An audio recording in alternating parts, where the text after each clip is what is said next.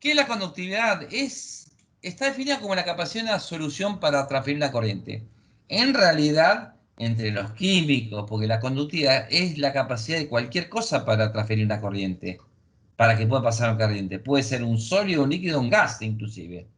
La cantidad de corriente fluyendo y intensidad de corriente, carga sobre tiempo, es siempre proporcional al número de iones presentes en la solución conductora. Es proporcional al número de iones y a la carga de ion, que ahí se olvidaron de ponerlo. La medición de conductividad brinda información sobre el contenido de todos los iones en una solución, es decir, la concentración de una solución. Ok, interesante. Pocos iones, poca capacidad para pasar corriente, alta resistividad, baja conductividad. Más iones y más carga, gran capacidad para pasar corriente, baja resistividad, alta conductividad.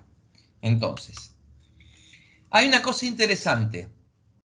Toda sustancia conduce hasta cierto punto. Esto varía desde muy baja en agua ultra pura hasta muy alta en muestras químicas concentradas. Entonces, yo lo que voy a hacer es agarrar dos placas y ¿qué le voy a poner? Le voy a poner corriente continua. No, corriente alterna tiene que ir. No va a ir corriente continua nunca en un conductímetro. Tiene que ir corriente alterna, porque si no, se me producen los efectos de electrólisis. Entonces, lo que voy a medir acá es la caída de tensión entre las dos placas, ¿ok? ¿Y qué voy a utilizar? La primera ley de Ohm. La caída de potencial es igual a la resistencia por intensidad de corriente. Ahora bien, la primera ley de Ohm, esta la tendríamos que conocer de memoria. Potencial, diferencia potencial en voltio es igual a resistencia en ohmio por intensidad de corriente en amperio. Bien, esta es la primera ley de Ohm, ¿ok? Ahora, nosotros, además de la primera ley de Ohm, vamos a usar la segunda ley de Ohm, que dice que una resistencia, a la resistencia, es proporcional a un coeficiente que depende de la sustancia o de la naturaleza de su metal o del líquido, multiplicado por la longitud del resistor y dividido por el área. ¿Qué significa? Que si yo tengo un cable largo, va la resistencia mayor. Pero si el cable tiene un área grande, la resistencia menor. Este coeficiente se llama resistividad. Y esto de lo que van a ver es lo que medimos nosotros. A esta relación entre la longitud y el área, fíjense acá somos químicos, entonces agarré una plaquita, una placa de platino de 1 centímetro por 1 centímetro, la soldé con vidrio, la separé de 1 centímetro de otra placa de platino para que sea inerte, ¿de acuerdo? Tengo 1 centímetro cuadrado y 1 centímetro de distancia. Y acá le pongo el líquido. Es acá donde estoy midiendo la resistividad. ¿De acuerdo? Y mido esto en realidad. Pero peor que esto, mido la inversa de esto. Esto que está acá, la relación entre la longitud y el área, métase en la cabeza, se llama constante de la celda. Y esto es importantísimo. ¿Por qué? Porque esto está relacionado con el aparato, el sensor de medición. Entonces, la relación entre la longitud y el área lo vamos a llamar constante de la celda. Ahora bien, yo le dije que no medíamos ni siquiera eso. Medimos la inversa. Esto es ohm por metro, ohm por centímetro. Nosotros medimos la inversa de la resistividad, que se llama la conductividad, que es 1 sobre ρ, que es capa. Que es, se miden 1 sobre ohm, que es el Siemens, por metro, el Siemens por centímetro o el micro Siemens o el mini Siemens por centímetro. La resistividad se mide en ohm por metro o en ohm por centímetro. Nosotros, estos son nuestras unidades naturales. Y acá pueden ver un electrodo de 4 polos, un electrodo acá de vidrio que tiene acá, también está la celda. Ahora vamos a ver. Fíjense la constante de la celda. Si yo quisiera tener una celda estándar, bueno, voy a utilizar una que había dicho, 1 centímetro cuadrado separado por 1 centímetro de longitud, ¿ok? Ahora, si tengo una conductividad muy alta, mi tendencia va a ser a separar las plaquetas y a tener una superficie menor, con lo cual la constante de la celda es mayor. Pero si tengo una conductividad baja, para que me entre dentro de la escala de medición de mi conductímetro, que es en el puente de Weston, yo lo que voy a tratar de hacer es tener poca distancia entre las placas y que la superficie sea mayor. ¿Ok? Entonces, a mayor conductividad, mayor constante la celda. A menor conductividad, menor constante la celda. Entonces, la calibración del sensor de determinación de la constante de la celda, después le voy a dar un poquito más de detalles, se realiza una calibración de un punto. ¿Por qué? Porque el otro punto es el punto cero, que es cuando conduces nada. Levanto el electrodo en el aire y no me da nada, ¿de acuerdo? Ahora bien, cuando mido en baja, en muy baja conductividad, se utiliza una celda de flujo, sobre todo en lo que es el segmento farmacéutico. ¿Por qué? Porque hay unos pasos que tienen que hacer ellos donde la solución no puede estar, el agua bidestilada no puede estar en contacto con el aire. Entonces, si está en contacto con el aire, enseguida toma dióxido de carbono y se hace conductora. Ahora bien, cuando van a medir conductividad de pH, por favor, primero bajan el sensor de conductividad, miden conductividad y después bajan el sensor de pH y midan pH. ¿Por qué? Porque si el agua está muy ultra pura o es agua destilada, como tiene KCl3 molar, enseguida, en cuestión de minutos, se contamina con KCl y se hace conductora. ¿Lo ven acá? Directamente de 4 microsiemens pasó a 33. Y además hay otro tema, además de ser separada, nunca midan pH y conductividad, aunque esté muy concentrada la solución, porque al mismo tiempo, porque las señales se acoplan en el aparato y se vuelve loco. Ok, ahora bien, a diferencia de lo que pasaba con el pH, que yo tenía la posibilidad de medir a diferente temperatura, porque yo calibraba, pero tenía la constante, la pendiente que la iba ajustando automáticamente el aparato, la conductividad depende mucho de la temperatura y no tengo manera de predecir nada. Entonces lo que se hace la medición de conductividad y normalmente lo que a nivel mundial se lo manda a temperatura de referencia, que es 20 o 25 grados. Eso se toman como temperatura de referencia, salvo en el ambiente farmacéutico que directamente no compensan. Entonces, para que se compensen, se le agrega un coeficiente de conductividad que me dice cómo yo puedo cambiar la conductividad en por ciento por cada grado centígrado que estoy subiendo. Esto le llamo el coeficiente alfa de la solución, ¿ok? Entonces, lo que voy a hacer ahora es que me voy a pasar a otra presentación que le quiero mostrar otra cosita. Esto que está acá. ¿Dónde esto es? ¿pHimetría? No. Esto es, esperen, se llama conductividad, sí. Perfecto. Voy acá. Lindo. ¿Se acuerdan lo que dije antes? Los términos engañosos entre pH, similar de pH, calibración, ajuste. Recuerden entonces, un punto es el cero y después utilizo otros estándares de conductividad conocida para el otro punto, que puede ser de 10, 84 microsiemens, 1413 o 12,88. Ok, cuando hago la calibración del sensor es la determinación de la constante de la celda. Y la constante de la celda, que lo hago por medio de estos estándares, puede venir con una constante nominal donde le dice la constante de la celda para este electrodo del LAB731 es aproximadamente 0,57 centímetros al menos 1 más o menos un 20%. Para estas constantes, a este tipo de electrodo del LAB731, yo tengo que calibrarlo y ajustar la constante de la celda. Ahora, hay otros, por ejemplo, el 741, el 742, que se utilizan para agua ultra pura, ya viene la constante de la celda certificada. O sea, de fábrica lo calcularon y directamente lo que hago es meter a mano la constante de la celda. ¿Lo ven eso? Ahora bien, dice, ¿esta constante de la celda no cambia nunca en su vida durante los próximos 50 años? No, puede llegar a cambiar. ¿Por qué? Porque acuérdense que la constante de la celda está relacionado con las las propiedades geométricas de un electrodo. Entonces, esperen que le muestro uno. ¿Ven este, el 741? Este es el que se utiliza que viene con la constante certificada.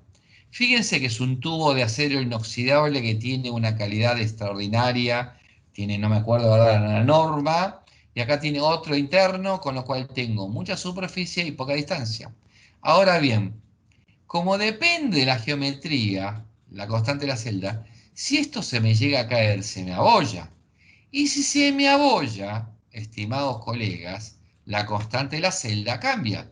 Entonces, lo que hago es cada tanto verificar que la constante de la celda esté dentro de la tolerancia. ¿Con qué? Con estándares. Muy bien. Entonces, si está dentro de la tolerancia, sigo trabajando. Y si me da tolerancia, la puedo recalcular nuevamente. Ahora vamos a ver los efectos de la temperatura. Les dije que tenía que poner el coeficiente alfa. ¿Por qué? Porque yo mido a una temperatura y le digo, mira, me la están pidiendo, estoy haciendo una exportación a Taiwán o a Corea, y me dicen, ¿cuánto es la solución cuánto tiene la de conductividad? Y me dicen a 20 grados, mándamelo a 20. Entonces yo tengo la posibilidad de o bien termostatizar la muestra a 20 o ponerle el alfa, que es más cómodo. Entonces, ese alfa yo puedo medirlo a 30 y automáticamente ese alfa me va a pasar el valor a 20 grados centígrados. Ahora bien, ¿cómo hago el alfa? El alfa depende de muchas cosas. ¿Ven ahí? Inclusive, la misma solución, siendo más concentrada, cambia el alfa. Miren el cloruro de potasio. En 5% el alfa es esto, pero en 20% cambia. El agua pura. Miren lo que es el alfa. ¿Mm? Y el agua de grifo no tiene nada que ver. Entonces, el hidróxido de sodio, 5% tiene este alfa y el 30% tiene este alfa. Entonces, lo que se hace normalmente, yo lo puedo calcular estimando en que el rango de temperatura sea muy pequeño, porque voy a hacer una corrección lineal. En realidad, las rectas en la vida real y en el universo no existen. Esto es una mentira grande como una casa. Existen las curvas y los polinomios, pero la recta es raro que funcionen en muchas cosas de la química. ¿Ok? Existen los polinomios, primero, segundo, tercer, cuarto grado. Entonces, en un rango pequeño de temperatura voy a hacer la aproximación lineal. ¿Y cómo lo hago? Miren, acá tengo el coeficiente alfa, voy a tener una temperatura T1, ¿de acuerdo? Que la voy a medir, una temperatura de referencia que es 20 o 25 grados. Mido la conductividad T1, o sea, es decir, tengo que tener un baño termostático que me permita medir a 25 o 20 grados y la temperatura la otra, y después mido la conductividad y la temperatura de referencia. Tengo las temperaturas y las conductividades, hago este cálculo y automáticamente tengo el alfa en ese rango de temperatura para esa sustancia con esa concentración. ¡Ping! Esa es la manera práctica de hacerlo. Pero recuerden que tiene que ser un rango muy pequeño porque la linealidad de la naturaleza está acotada. Si yo empiezo a utilizar un rango muy grande, resulta que la recta no es tan recta, sino se aproxima más bien a una ecuación cuadrática o cúbica. Esto es lo que realmente ocurre en la realidad, ¿de acuerdo? Entonces, fíjense lo que dice la compensación de temperatura diferente al pH. Acá, la medición de conductividad depende de la temperatura de la muestra. Entonces, yo con el alfa puedo referir a 25 o a 20 grados centígrados utilizando el alfa. Ahora, en el pH depende del electrodo, ¿de acuerdo? Porque yo le puedo ajustar, ¿de acuerdo? La pendiente. Y también depende de la muestra, pero ahí no lo puedo corregir.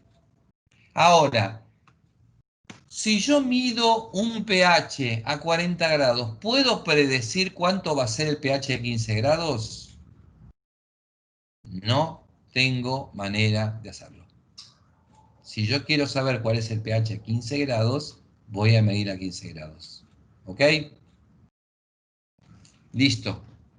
Bueno, y otras unidades de conductividad que vamos a ver, en los que ya vienen directamente, porque es un cálculo que le hacen, es sólidos totales disueltos, que es la conductividad multiplicada por un factor que le da, de alguna manera le dice, expresado como cloruro de potasio, cloruro de sodio, carbonato de calcio.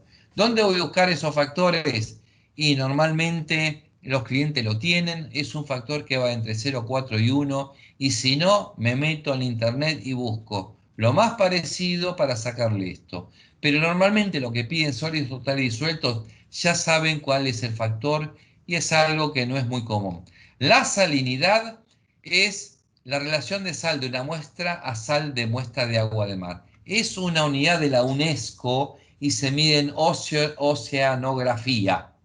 Olvídense de eso si no trabajan en oceanografía, porque es una fórmula muy compleja. De todas maneras, la salinidad el aparato se lo da automáticamente, así que la fórmula compleja la pueden ver en el manual de uso y olvídense de eso. La resistividad es la recíproca de la conductividad, así que lo único que hace es hacer 1 sobre y le da en las unidades adecuadas, que es el ohm por centímetro, en vez de Siemens dividido centímetros. Y después hay otra unidad más que se utiliza en el segmento azucarero, que es la conductividad de ceniza, se llama Ash Conductivity, y es un método de la norma ICUMSA que se utiliza en el segmento azucarero. Ok, vamos a dar una introducción rápida y teórica sobre lo que es la titulación automática.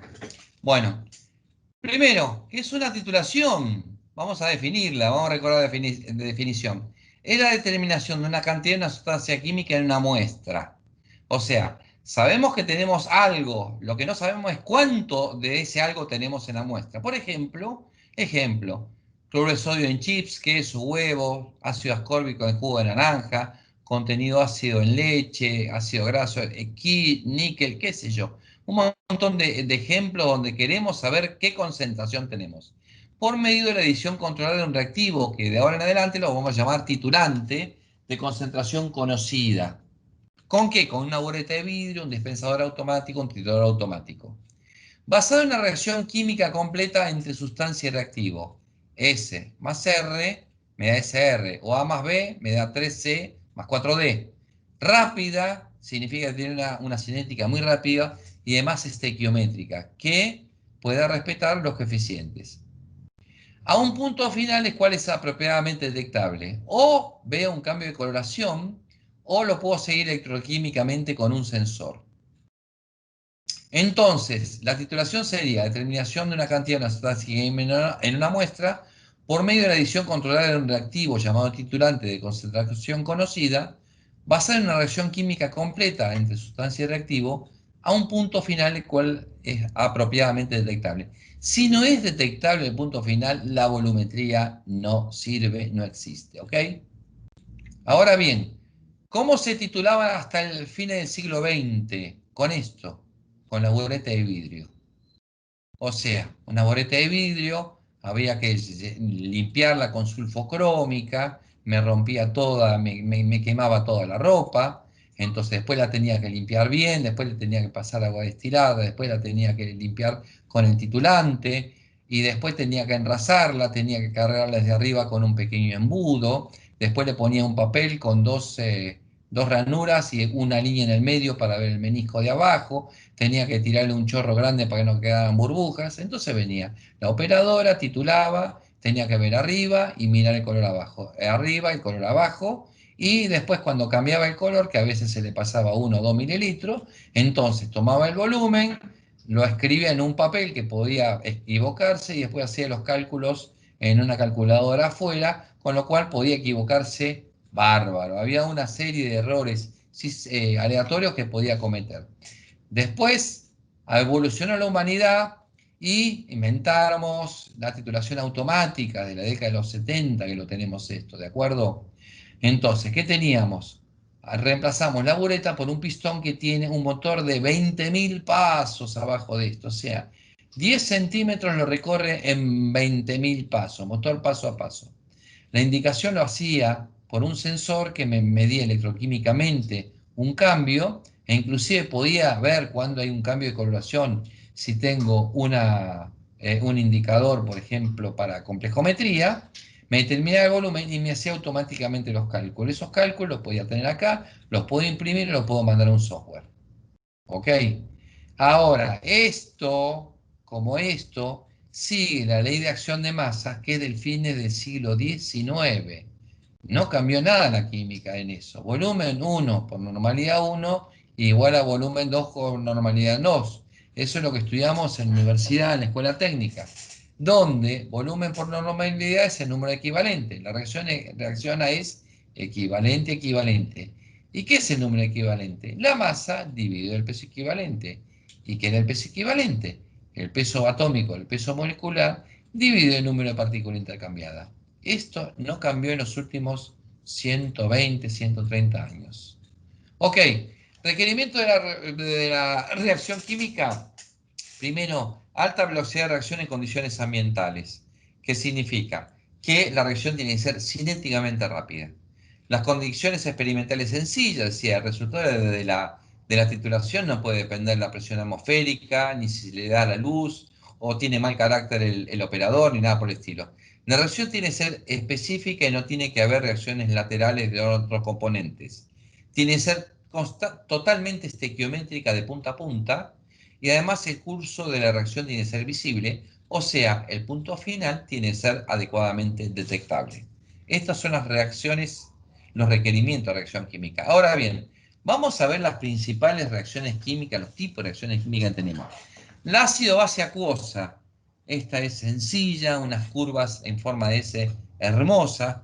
Por ejemplo, contenido de ácido en leche, vino, jugo de naranja, en ketchup, en vinagre, concentración de amonio, etcétera, etcétera. Se hace con electrodo, básicamente un electrodo de pH. Ahora bien, hay otro tipo de titulación ácido-base que no son las no acuosas. Por ejemplo, ácidos grasos libres en aceite comestibles o en lubricantes, TAN y TBN, Total Acid Number, Total Basic Number, donde se titula, por ejemplo, con ácido perclórico o con hidróxido de potasio en etanol en isopropanol. ¿Cuándo se utiliza la titulación ácido-base no acuosa?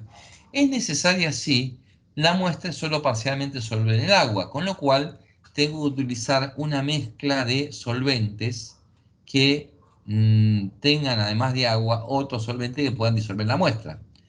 Dice, los valores de pKa de la muestra son similares en el agua. ¿Qué significa? Supóngase que yo tengo dos ácidos orgánicos, oxálico y malónico, que tienen una constante pKa muy similar en el agua. ¿Qué significa? Que cuando voy a titular los dos ácidos, voy a ver un solo salto y no los puedo distinguir. Pero a mí me piden decir cuánto tengo de oxálico y malónico. Entonces, ¿cómo hago? Y le hago una mezcla de solventes de tal manera que puedo separar y hago más fuerte uno y más fuerte y más débil el otro.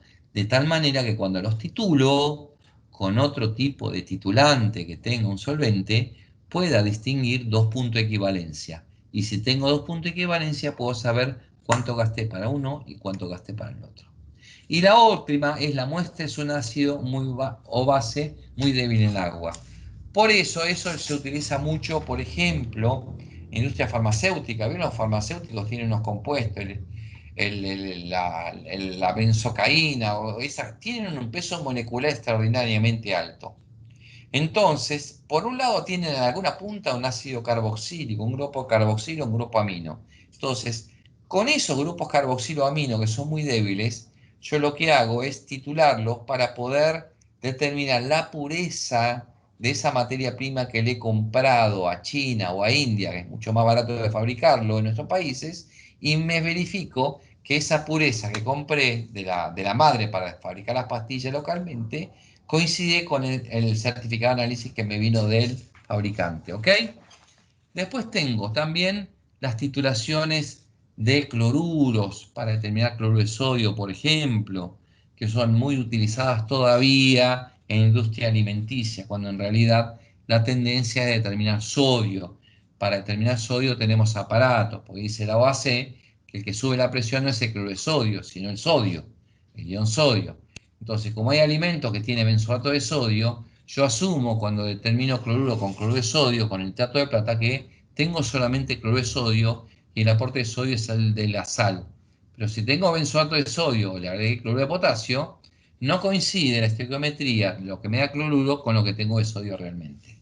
Pero todavía se sigue usando muchísimo en muchos segmentos. ¿Qué más tengo? Este es interesante. Determinar ciertos elementos de la tabla periódica en su estado iónico por medio del ácido etilendiamín tetracético, el ETA. Eso es complejometría. Y acá voy a necesitar un indicador que cambie de color en el punto final. Entonces, para eso utilizo lo que se llama el fototrodo. Y el fototrodo es un sensor que le dispara una luz que puedo seleccionar 5 longitudes de onda, rebota en un espejo cóncavo y yo lo que mido es el cambio de absorbancia cuando cambio el color. Es muy interesante porque, por ejemplo, se puede determinar dureza total en agua, calcio y magnesio, se puede determinar en análisis cemento, aluminio, hierro, magnesio y calcio, y en baño electrolítico, cadmio, zinc y cobre. Ok. Después también tengo las redox, que antes habían preguntado por las redox. Los electrodos redox se pueden utilizar para hacer titulaciones redox, donde cambia el estado de oxidación de algún elemento o de dos elementos. Uno pasa a ser oxidado y el otro reducido. ¿De acuerdo? Entonces, por ejemplo, dióxido de azufre en vino, ácido ascórbico en jugo de naranja, etcétera, etcétera. ¿De acuerdo? Y ahí tengo dos posibilidades. O bien lo hago por potenciometría, que es este anillo que antes le estaba hablando, el anillo con este anillo de platino, o también lo puedo hacer por otra técnica, que es la voltametría amperometría, y para eso utilizo un electrodo doble pin de platino, que es el mismo que se utiliza en ¿dónde? En la titulación Cal-Fischer para determinar agua. Entonces, no se usa la potenciometría, sino la voltametría amperometría.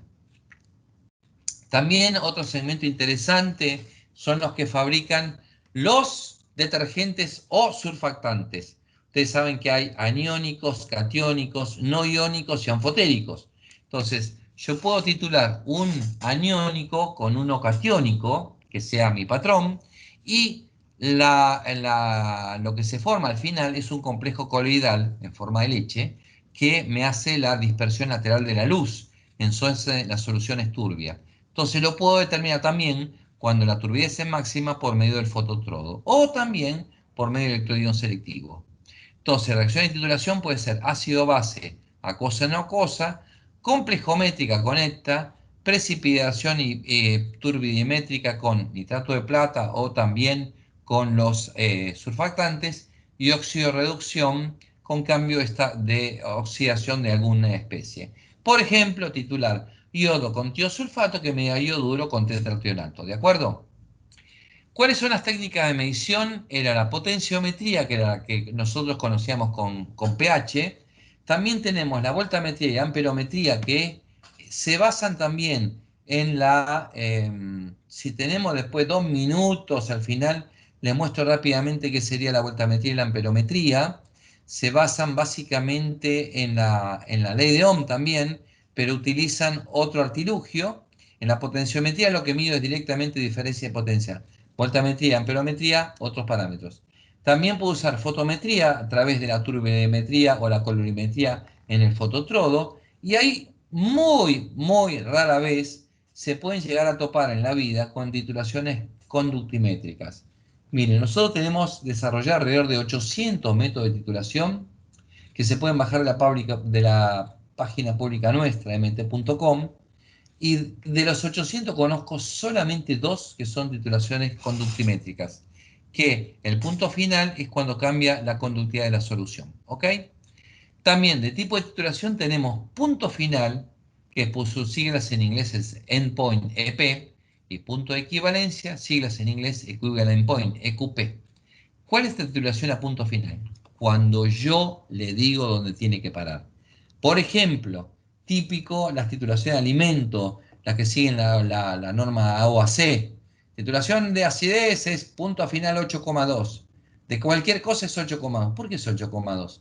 Porque es el pH donde cambia la fenoftaleína.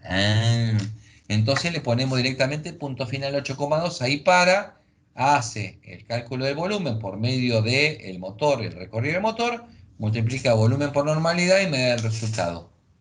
En el punto de equivalencia, el aparato encuentra solo donde volumen por normalidad cumplió con eso.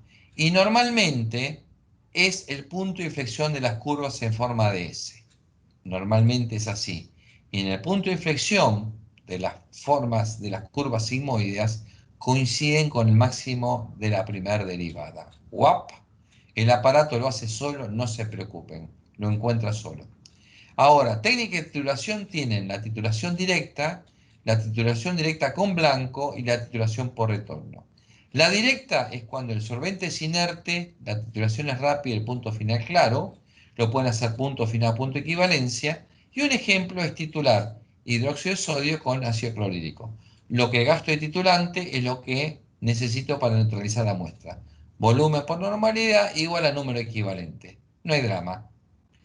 La titulación con blanco es cuando el solvente no es inerte, o sea, el solvente gasta titulante. La reacción rápida por el punto final claro. También tengo la posibilidad de hacerlo punto final a punto equivalencia. Lo que se hace es titular el solvente, por ejemplo, yo voy a hacer 50 mililitros de solvente, sin la muestra y veo cuánto gasto para neutralizar el solvente.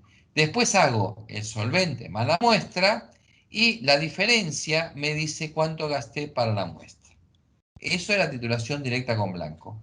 Y por último, la titulación por retorno, cuando el solvente es inerte, pero la reacción es lenta o está, digamos, está en equilibrio, está totalmente desplazado hacia la izquierda, el punto final es débil. Entonces, ¿qué se le hace? Se le agrega un exceso de titulante y después se titula el exceso ese. Y la diferencia me dice cuánto es lo que gasté del titulante original para neutralizar la muestra. Hay pocas, pero se utilizan, ¿eh? Esto no es muy popular, pero cada tanto se pueden topar con esto. La titulación automática tiene muchas ventajas respecto a la titulación manual. Fíjense que en la titulación manual utilizamos una bureta de vidrio contra un cilindro de vidrio que tiene un motor paso a paso. En la titulación manual la indicación es visual y además depende de los indicadores y depende del ojo del operador. En cambio, en la titulación automática siempre es objetiva porque se basa en un sensor o un electrodo. La adición de titulante es manual y en la automática es controlada automáticamente. En los registros de datos solamente puedo leer el volumen y acá puedo guardar la curva de titulación y todos los resultados. ¿Ok?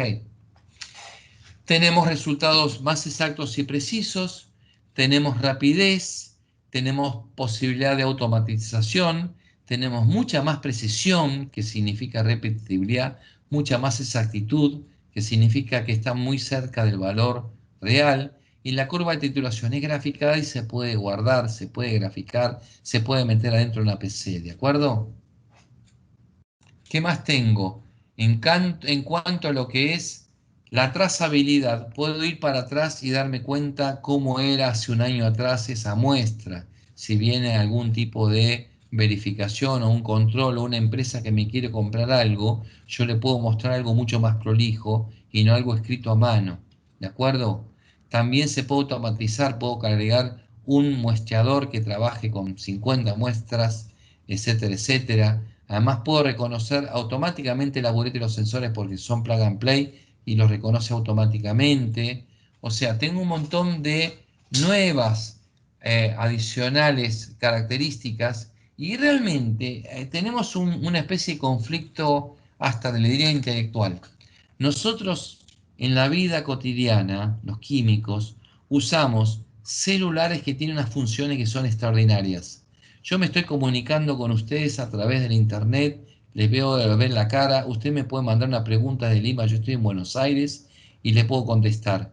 Puedo hacer un montón de cosas con la tecnología. Sin embargo, en cierto laboratorio estamos titulando con una bureta de vidrio. Es increíble. Es increíble.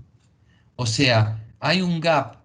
O sea, nuestros hijos que son pequeños tienen mayor tecnología en un celular en su bolsillo que nosotros los químicos que somos grandes en nuestro laboratorio.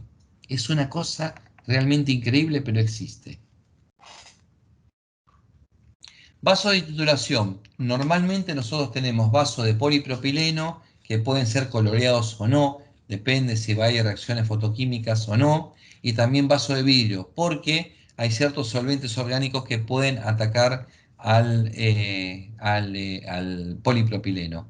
Después, las buretas, nosotros tenemos volumen 1, 5, 10 y 20 mililitros, y normalmente la muestra y la bureta se elige de tal manera que se gasta entre el 20 y el 90% de la bureta para que no esté en los extremos, ¿de acuerdo? Entonces, si yo voy a gastar 15 mililitros, elijo una bureta de 20. Si yo voy a gastar 8 mililitros, elijo una bureta de 10, por ejemplo.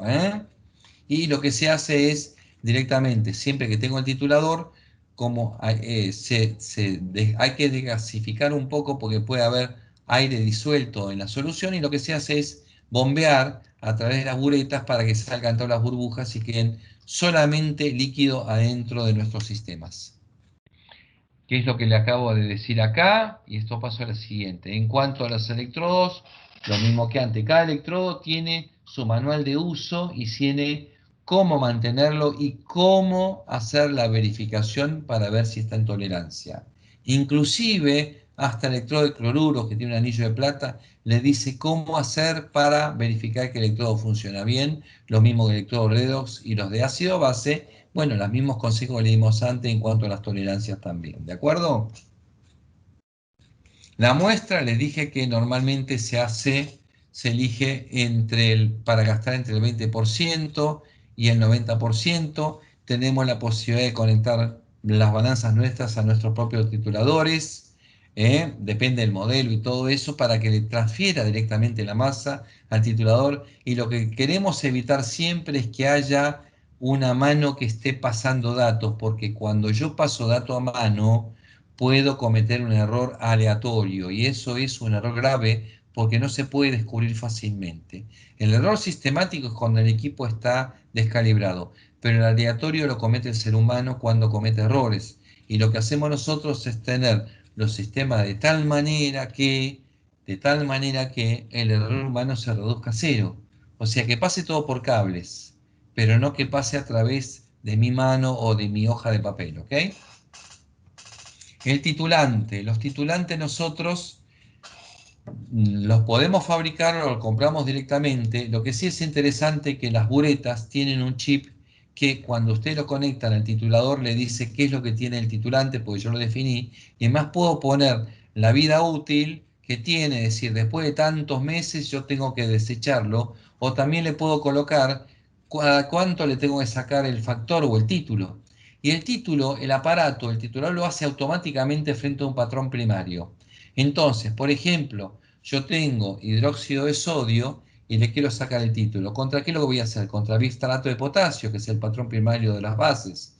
Entonces, lo hago por triplicado, saco el valor medio, es un valor que está muy cercano a 1. Si lo acepto, el equipo lo adquiere, le pasa el dato a la bureta y cada vez que conecta la bureta sabe que tiene un hidróxido de sodio cuyo título es 0,99718. ¿Ok?